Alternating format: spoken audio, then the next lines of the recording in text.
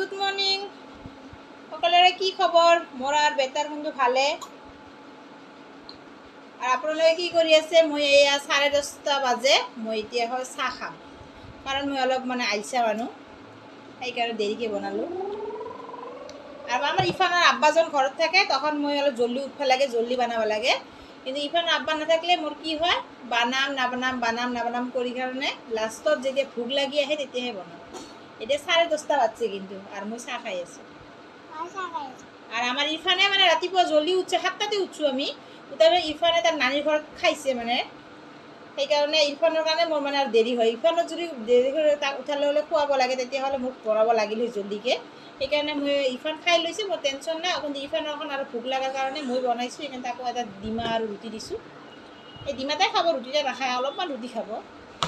তথাপিতো দিছোঁ যিখিনি খায় খা খাই ল এয়া মোবাইল চাই নাখায় আর তা খাওয়ার আগে মোবাইল লাগে আজিকালি শরীরটার যে কি হব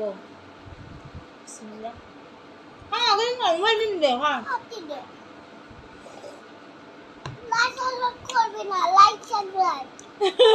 লাইক সাবস্ক্রাইব করবি না কয় কিয়া মোবাইল নেটু জানি তাই কই আছে লাইক সাবস্ক্রাইব করবি না